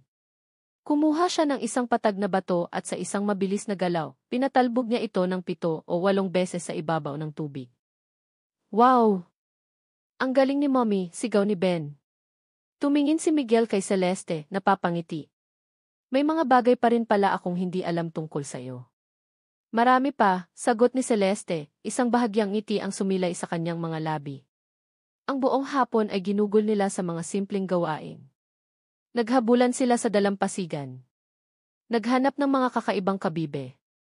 Nagpalipad ng saranggola na ginawa mismo ni Ben sa tulong ni Miguel. Sa bawat tawa, sa bawat hawak ng kamay, sa bawat kwento, ang distansya sa pagitan nila ay unti-unting nababawasan. Natutunan ni Miguel na si Lina ay tahimik ngunit may matalas na pakiramdam sa kulay at emosyon. Natutunan niyang si Clara ay puno ng mga tanong tungkol sa mundo, ngunit ang kanyang pinakamalaking takot ay ang mga gagamba. At natutunan niyang si Ben, sa kabila ng kanyang katapangan, ay kailangan ng yakap kapag nadadapa. Sa pagtatapos ng araw, habang papalubog ang araw at nagkukulay kahel ang kalangitan, naupo silang 5 sa banig, magkakatabi, kumakain ng sandwiches. Daddy, tanong ni Lina, ang ulo ay nakasandal sa braso ni Miguel. Bakit po kayo umalis noon? Ang tanong na pinakakinatatakutan niya. Tumingin siya kay Celeste, humihingi ng tulong, ngunit umiling ito ng bahagya. Kailangan mong maging tapat. Huminga siya ng malalim. Dahil naligaw ako, anak, sabi niya, pinipili ng maingat ang kanyang mga salita. Akala ko noon, ang pagiging matagumpay ay ang magkaroon ng matataas na gusali at maraming pera. Naging abala ako sa paghabol sa mga bagay na iyon, kaya hindi ko napansin ang mga tunay na mahahalagang bagay. Tulad ng pagmamahal. Tulad ng pamilya. Tulad ninyo. Pero nahanap niyo na po kami ngayon, sabi ni Clara. Anak, nahanap ko na kayo. At hinding-hindi na ako muling maliligaw. Pangako yan. Sa biyahe pa uwi, ang 3 bata ay nakatulog sa likod ng sasakyan ni Celeste, pagod ngunit masaya. Si Miguel ang nagmamaneho. Tahimik sila sa loob ng ilang minuto. Salamat, Selly, sabi ni Miguel sa wakas, ginagamit ang palayaw na siya lang ang tumatawag sa kanya noon. Tumingin si Celeste sa labas ng bintana. Para saan? Sa araw na ito. Sa pagkakataong ito. Huwag kang magpasalamat sa akin, sabi niya. Nakita ko kung paano kanila tiningnan kanina. Mayroon silang gutom sa kanilang mga mata. Isang gutom na ako lang, bilang ina, ay hindi kayang punan. Karapatan nilang magkaroon ng ama.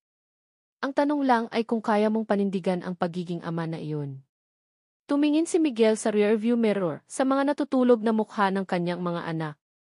Ang kanyang puso ay puno ng isang damdamin na mas matindi pa sa anumang tagumpay na kanyang nakamit. Kaya ko, sabi niya ng may buong katiyakan. At patutunayan ko yan. Araw-araw.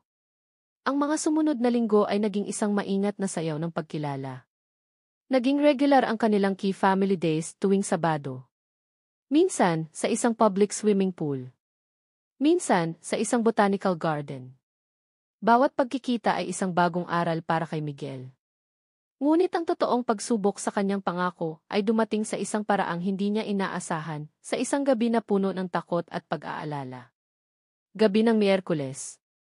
Si Miguel ay nasa kanyang penthouse, sinusubukang tapusin ang isang sketch para sa isang maliit na community library, isang pro bono project na sinimulan niya.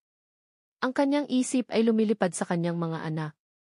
Iniisip niya kung ano ang ginagawa nila. Kumain na kaya sila? Natutulog na kaya? Biglang tumunog ang kanyang telepono. Isang tingin pa lang sa pangalan sa screen, Celeste, ay sapat na para bumilis ang tibok ng kanyang puso. Bihira itong tumawag sa gabi. Celeste? May problema ba? Sagot niya agad. Sa kabilang linya, narinig niya ang boses ni Celeste na puno ng gulat at takot. Mig, si Lina. Hindi siya makahinga ng maayos. Sa background, narinig niya ang isang ubo, isang tunog ng paghihirap na tumusok sa kanyang puso. Inaatake na naman siya ng hika niya. Pero mas malala ngayon. Hindi gumagana ang nebulizer niya. Nasaan kayo? Tatawag ako ng ambulansya, sabi ni Miguel, mabilis na tumayo at kinuha ang susi ng kanyang kotse. Nasa biyahe na kami. Papunta sa pinakamalapit na ospital, ang Ace Lucas. Migs, natatakot ako. Ang boses ni Celeste, na palaging matatag, ay basag na ngayon. Papunta na ako. Don't worry, I'm on the way. Huwag mong ibaba ang telepono. Kausapin mo lang ako. Ang biyahe mula Makati hanggang Quezon City ay hindi pa naging ganoon kahaba. Nilabag ni Miguel ang lahat ng traffic rules. Ang kanyang isip ay nakatuon lamang sa tunog ng paghinga ng kanyang anak sa kabilang linya. Narinig niya ang pag-iyak ni Clara at Ben, ang mga pilit na pagpapakalma ni Celeste. Naramdaman niya ang isang klase ng helplessness na hindi niya pa naramdaman kailanman. Ang lahat ng kanyang pera, koneksyon, at kapangyarihan ay walang silbi sa harap ng isang batang hindi makahinga. Pagdating niya sa emergency room ng Ashley Lucas, naabutan niya silang nasa isang sulok. Si Celeste ay yakap-yakap sina Clara at Ben na parehong umiiyak. Ang mukha ni Celeste ay maputla, puno ng takot. Nasaan si Lina? Tanong niya agad. Kinuha na nila, sabi ni Celeste, nanginginig. Dinala na nila sa loob. Hindi nila ako pinapasok. Sabi nila masyadong mababa ang oxygen level niya. Yinakap ni Miguel silang lahat, ang kanyang buong pamilya. Hinawakan niya sila ng mahigpit, sinusubukang ibigay ang lakas na siya mismo ay hindi sigurado kung mayroon siya. Magiging maayos siya, Sally. Kailangan niyang maging maayos. Ang mga sumunod na oras ay isang pagsubok sa kanilang katatagan. Umupo sila sa mga malamig at hindi komportabling upuan sa waiting area. Nakatulog din sa wakas sina Clara at Ben sa mga balikat ni Celeste. Ngunit si Miguel at Celeste ay nanatiling gising, ang kanilang mga mata ay nakatutok sa double doors kung saan huling dumaan si Lina. Kasalanan ko to, bulong ni Celeste, ang kanyang boses ay puno ng pagkakasala.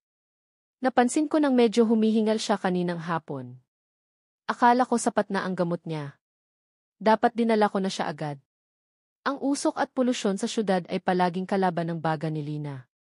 Huwag mong sisihin ang sarili mo, mariing sabi ni Miguel, hinawakan ang kanyang kamay. Hindi mo ito kasalanan. Isa kang napakagaling na ina. Anong klaseng ina? Tumawa si Celeste ng mapait. Hindi ko man lang maprotektahan ang anak ko. Hoy, sabi ni Miguel, hinawakan ang kanyang baba para iharap sa kanya. Tingnan mo ako. Naalala mo ang sinabi ko sa'yo? Nahaharapin natin ang mga bagay ng magkasama? Totoo rin yan para sa'yo. Hindi ka na nag-iisa. Sa wakas, lumabas ang isang doktor mula sa double doors, ang kanyang mukha ay pagod ngunit kalmado. Enki and Himra Serrano, tanong ng doktor, hindi na nag-abala pang itama ni Miguel. Kami nga po. Kamusta po si Lina? Sabay nilang tanong. Stable na po siya ngayon, sabi ng doktor na nagdulot ng isang malaking ginhawa sa kanilang dalawa. She had a severe asthma attack.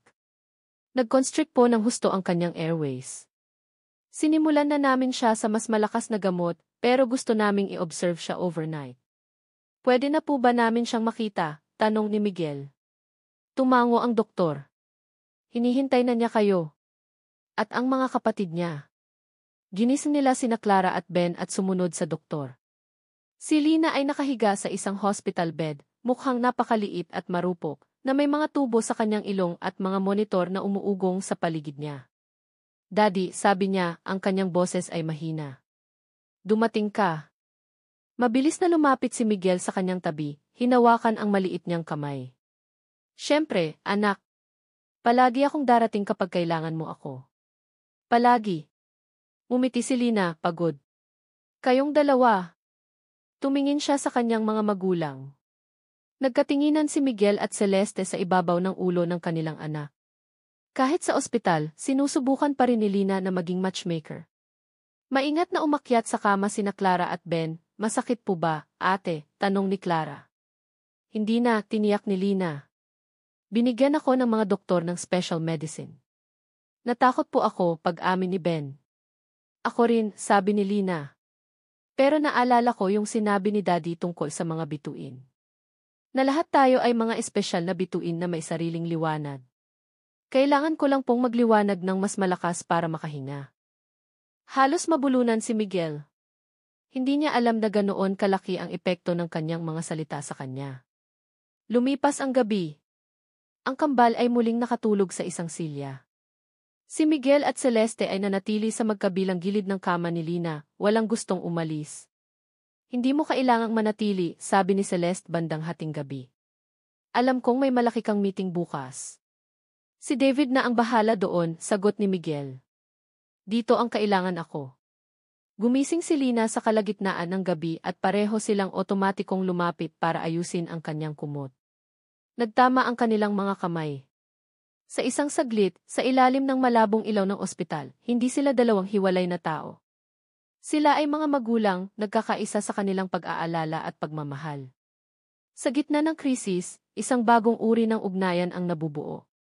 Isang ugnayan na hindi na nakabatay sa romantikong pag-ibig ng nakaraan, kundi sa isang mas malalim at mas matibay na pundasyon, ang pagiging magulang.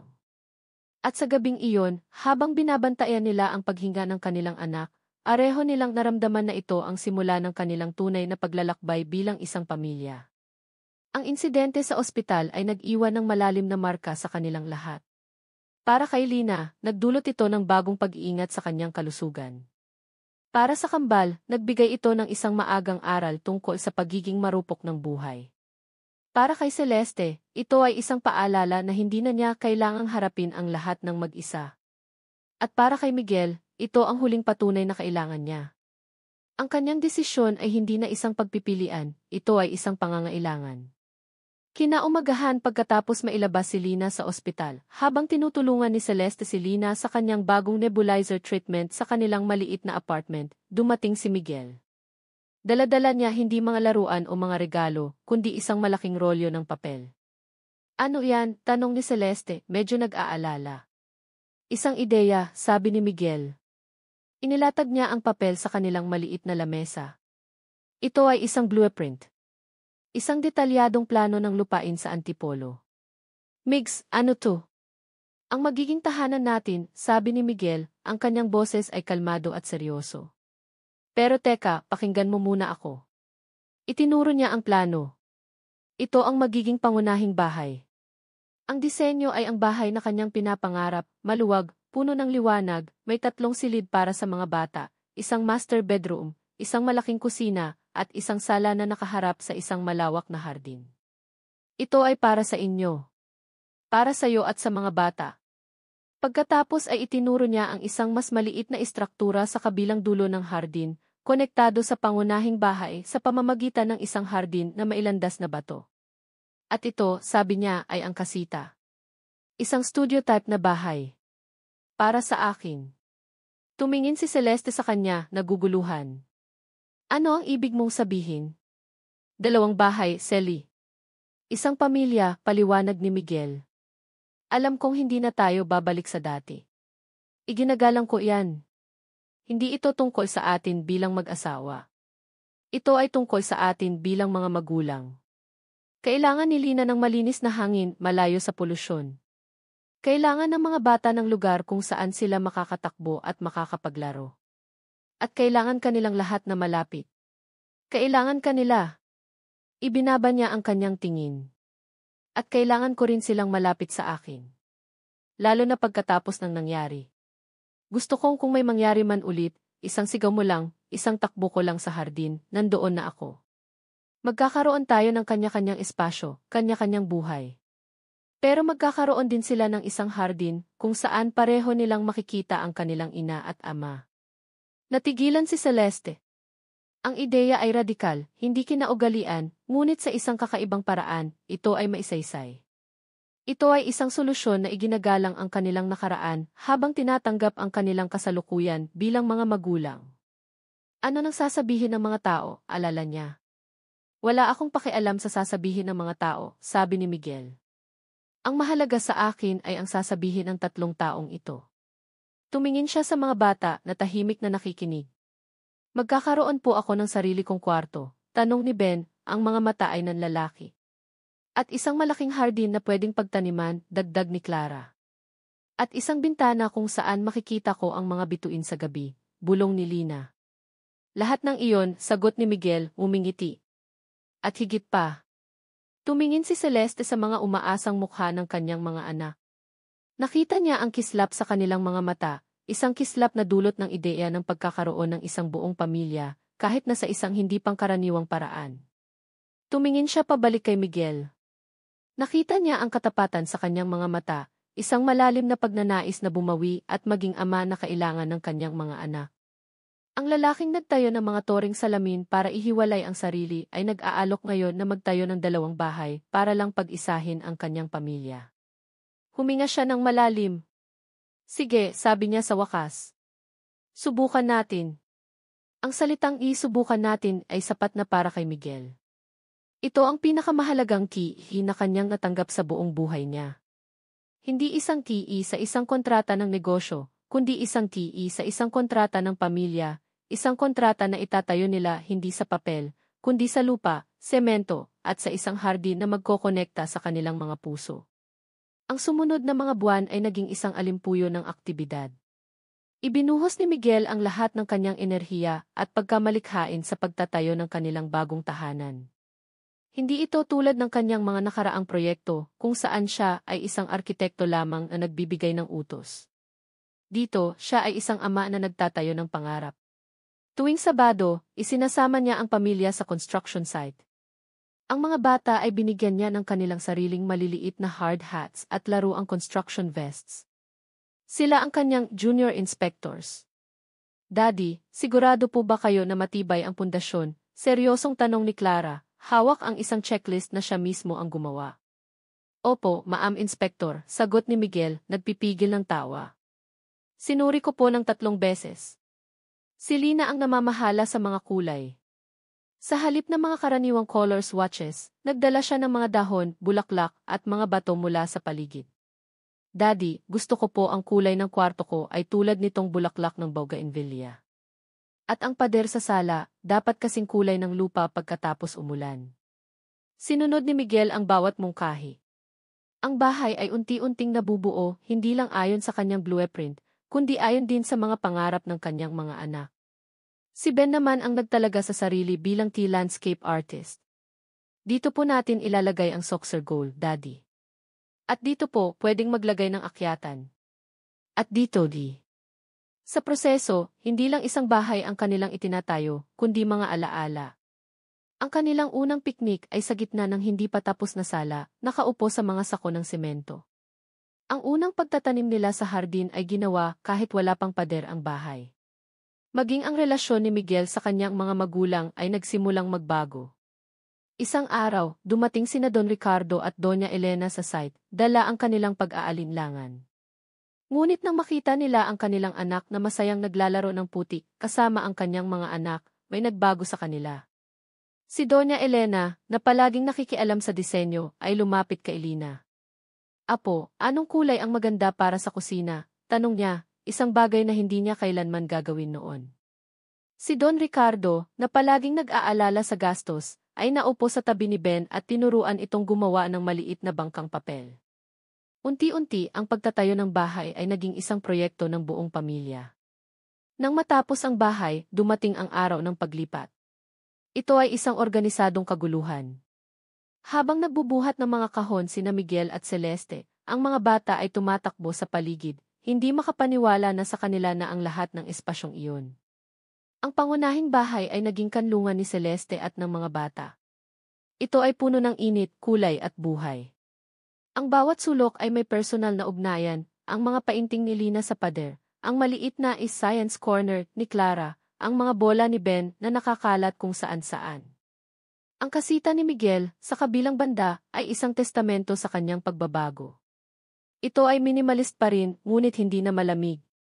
Mayroon itong malaking bintana na tanaw ang hardin at ang pangunahing bahay. Sa isang pader, nakasabit ang isang malaking corkboard, kung saan niya idinidikit ang mga guhit ng mga bata. Ang unang gabi nila doon ay espesyal. Nagluto si Celeste ng kanilang paboritong adobo, at kumain silang lahat sa malaking hapagkainan sa pangunahing bahay. Pagkatapos, naglakad sila sa hardin patungo sa kasita ni Miguel. Sa loob ng kasita, may isang sorpresa. Sa isang sulok, may isang espasyo na malinaw na para sa mga bata. May maliit na mesa na may mga art supplies, isang bookshelf na puno ng mga libro tungkol sa kalawakan at hayop, at isang bowl ng mga laruan. Ito ang Daddy's Corner, paliwanag ni Miguel. Para kapag gusto ninyong bisitahin ako, o kapag kailangan ninyo ng lugar para mag-homework habang nagtatrabaho ako. Niyakap siya ng 3 bata ng mahigpit. Salamat po, Daddy. Nang gabing iyon, habang pinapatulog ni Celeste ang mga bata sa kanilang mga bagong silid, tumayo si Miguel sa beranda ng kanyang kasita. Tiningnan niya ang mga ilaw na nanggagaling sa pangunahing bahay. Narinig niya ang mahinang tunog ng boses ni Celeste na nagbabasa ng kwento. Hindi ito ang inaasahan niyang buhay. Hindi ito ang tagumpay na kanyang pinangarap. Ito ay kakaiba. Ito ay komplikado.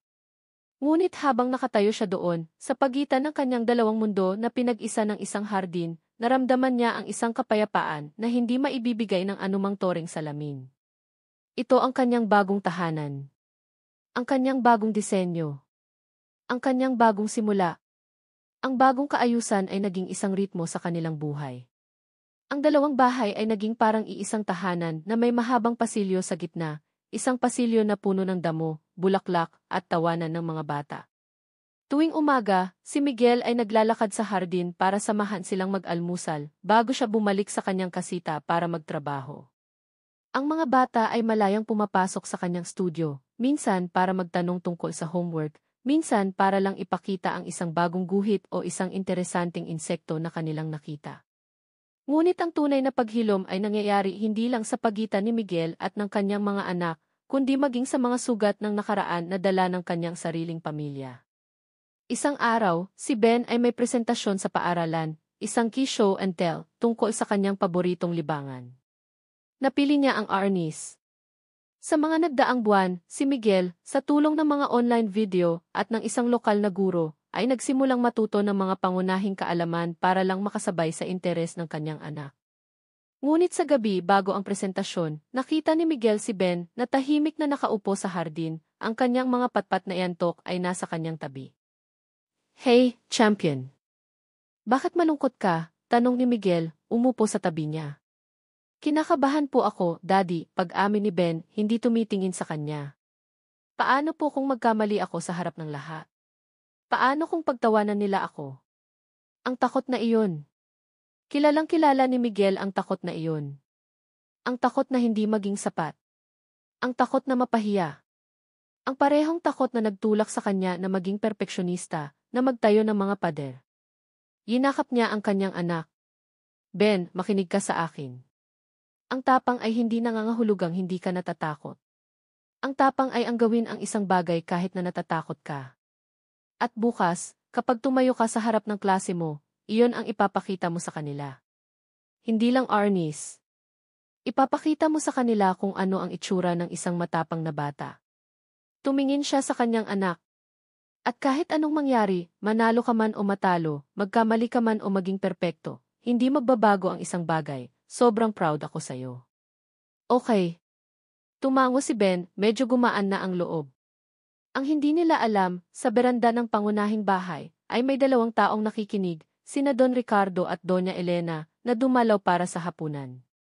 Narinig nila ang bawat salita.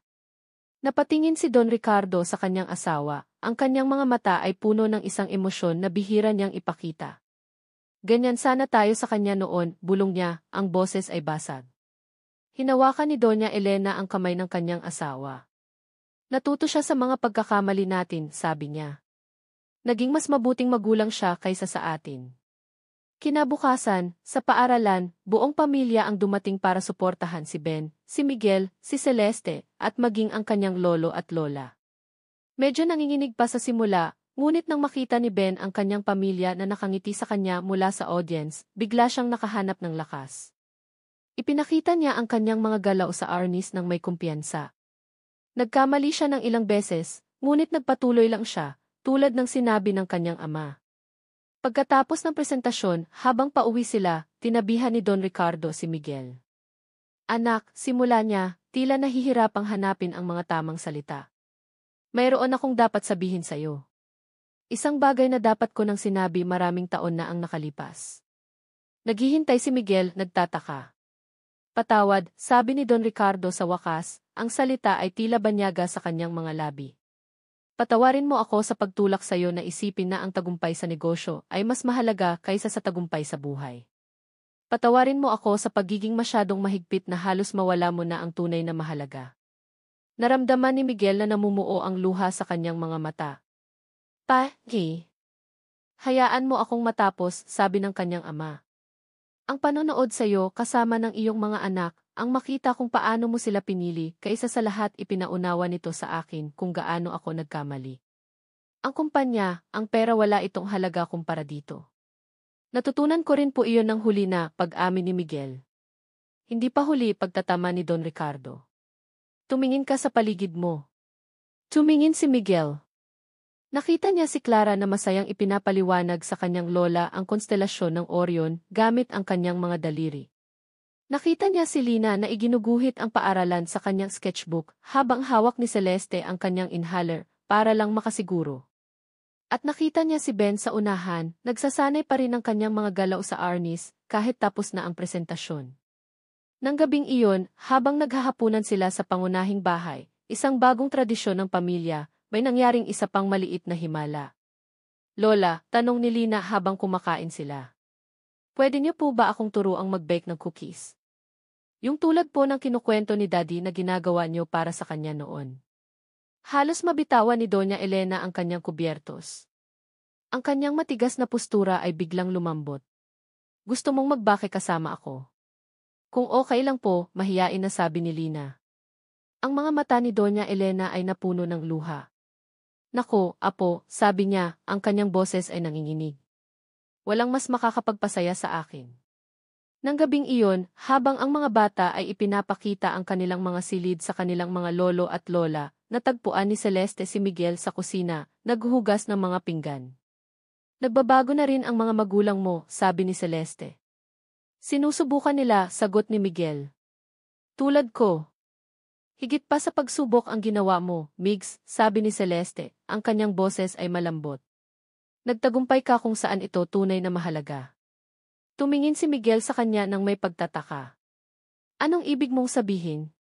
Naalala mo noong bagong kasal pa lang tayo? Paano mo laging sinasabi na gusto mong maging isang success story? Maling-mali ako tungkol sa kahulugan yon. Hindi, gumiti si Celeste.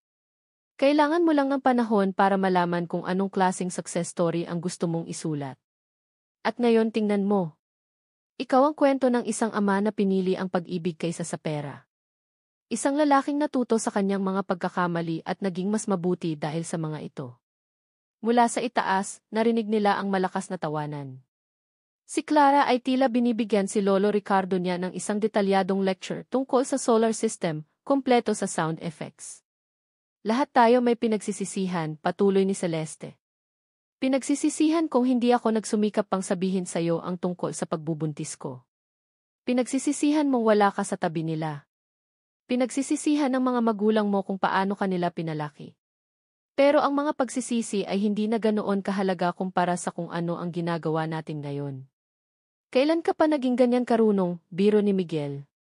Noong kinailangan kong palakihin ang tatlong makukulit na bata ng mag-isa, sagot ni Celeste, ngunit ang kanyang ngiti ay mainit. Nang gabing iyon, pagkatapos umalis ng kanyang mga magulang at matulog ng mga bata, umupo si Miguel sa kanyang kasita, tinitingnan ang mga lumang litrato. Nakita niya ang isang litrato ng kanyang sarili noong bata pa siya, isang batang lalaki na nakasuot ng suit, nakatayo ng matigas sa tabi ng kanyang ama sa isang board meeting. Sa tabi nito, inilagay niya ang isang bagong kuha na litrato ni Ben na yumayakap sa kanya pagkatapos ng presentasyon sa arnis, parehong pawisan at nakangiti. Ang pagkakaiba ay hindi maikakaila. Ang mga sugat ng nakaraan ay hindi pa tuluyang naglalaho. Ngunit sila ay naghihilom. Nagiging mga peklat na nagsisilbing paalala, hindi ng sakit, kundi ng lakas, pag-unawa at pagmamahal. Isang taon. Isang taon na ang lumipas mula noong gabing iyon sa awards night, isang taon mula nang magbago ang lahat. Ngayon, sa isang mainit na hapon ng tagsibol, ang hardin na nag-ugnay sa dalawang bahay ay puno muli ng mga mahahalagang tao, ngunit sa pagkakataong ito, para sa isang mas masaya at mas makabuluhang dahilan. Happy birthday, sigaw ng lahat habang sabay-sabay na hinihipan ng triplets ang mga kandila sa kanilang tatlong magkakaibang cake. 7 taong gulang na sila. Ang selebrasyon ay simple at pribado. Naroon ang buong pamilya, si Miguel, si Celeste, ang mga lolo at lola, at maging si Tess, na naging parang isang tita na sa mga bata. Make a wish, sabi ni Celeste. Pero parang nasa atin na po ang lahat ng gusto natin, seryosong sabi ni Clara, na ikinatuwa ng lahat. Pinunasan ni Doña Elena ang isang luha sa kanyang mata. Sa tabi niya, si Don Ricardo ay nakangiti ng buong pagmamalaki. Sila ay malayo na sa pagiging malamig at mapanghusgang mga lolo at lola. Ngayon, si Doña Elena ay naglalaan ng bawat Martes para magbake kasama si Lina, habang si Don Ricardo ay hindi lumiliban sa panonood ng pagsasanay ni Ben sa arnis. Speech! Speech, sigaw ni Tess na nagpatawa sa mga bata. Tumayo si Miguel, hawak ang isang baso ng juice. Iginala niya ang kanyang tingin sa paligid. Isang taon na ang nakalipas, akala niya nasa kanya na ang lahat. Pera. Tagumpay. Kapangyarihan. Ngunit mali siya. Wala siyang tunay na pag-aari. Noong araw, simula niya, ang tanging dinidisenyo ko ay mga gusali. Mga istrukturang gawa sa bakal at salamin. Akala ko iyon ang sukatan ng isang magaling na arkitekto. Tumingin siya sa kanyang mga anak. Si Lina sa kanyang kulay ube na bestida, si Clara na may mga hair clip na hugis bituin, si Ben na nakasuot ng kanyang arnis uniform. Pagkatapos, dumating sa buhay ko ang tatlong maliliit na arkitekto. At tinuruan nila ako kung ano ang tunay na disenyo. Ang tunay na disenyo, patuloy niya, ay ang makitang lumalakas ang paghinga ni Lina araw-araw. Ang makasama si Clara sa pagtuklas ng mga bagong bituin sa gabi. Ang makitang tumatayo si Ben sa tuwing nadadapa siya. Tumingin siya kay Celeste, ang kanyang mga mata ay puno ng pasasalamat at paggalang. At ang pinakamahalagang disenyo sa lahat ay ang pag-asa, pagpapatawad, at ang pagkakataong bumuo ng isang pamilya, gaano man ito kakaiba. Salamat sa pagbibigay sa akin ng blueprint, Sally. Salamat sa pagiging pinakamagaling na partner sa proyektong ito. Group hug, sigaw ni Ben at bigla napalibutan si Miguel ng kanyang mga anak. Nang papalubog na ang araw, tinawag ni Miguel ang lahat. May sorpresa ako. Pinapunta niya silang lahat sa isang bahagi ng hardin kung saan walang gaanong ilaw. Tumingin kayo sa langit. Sakto sa oras, nagsimulang sumayaw ang mga ilaw sa kalangitan. Hindi ito ang tunay na aurora borealis na kanyang ipinangako, ngunit isang magandang light show na kanyang inayos, mga laser at projector na lumilikha ng ilusyon ng mga sumasayaw na ilaw sa mga puno at sa kalangitan. Wow! Magic, bulong ni Lina. Parang pamilya natin, dagdag ni Clara. Iba't ibang kulay, pero magkasamang sumasayaw. Mas maganda pa sa pagkapanalo sa anumang laban, sabi ni Ben. Tiningnan ni Miguel ang kanyang pamilya. Ang kanyang mga anak na nakatingala sa mga ilaw. Si Celeste na nakangiti ng may pagmamalaki. Ang kanyang mga magulang na magkahawak kamay na parang mga teenager. Ito ang kanyang tunay na imperyo. Ang kanyang tunay na tagumpay. Isang taon na ang nakalipas, siya ay isang lalaking sinusukat ang halaga sa dolyar at mga kontrata. Ngayon, sinusukat niya ito sa mga yakap, mga kwento bago matulog, mga laro sa hardin, at mga guhit na nakadikit sa pader. Daddy, hinila ni Lina ang kanyang damit. Tuturuan niyo po akong i-drawing ang mga ilaw. Siyempre, anak. Bukas, habang ginagamit mo ang nebulizer mo. Pwede po ba tayong lahat mag-drawing? Tanong ni Clara. Kahit hindi po ako magaling, dagdag ni Ben. Tumawa si Miguel. Lalo na kung hindi ka magaling. Dahil iyon ang ginagawa ng pamilya. Sinusubukan natin ang mga bagay ng magkakasama, kahit hindi tayo perpekto. Nang gabing iyon, pagkatapos ng party at tulog na ang mga bata, naupo si Miguel sa kanyang kasita, tinitingnan ang mga birthday card na ginawa para sa kanya. Ang kay Lina ay isang magandang guhit ng kanilang dalawang bahay. Ang kay Clara ay may mga scientific facts tungkol sa mga birthday. Ang kay Ben ay may sticker ng mga patpat ng arnis. Maingat niyang inilagay ang mga ito sa isang espesyal na album, hindi ng mga tropeo o press clipping, kundi ng mga tunay na tagumpay.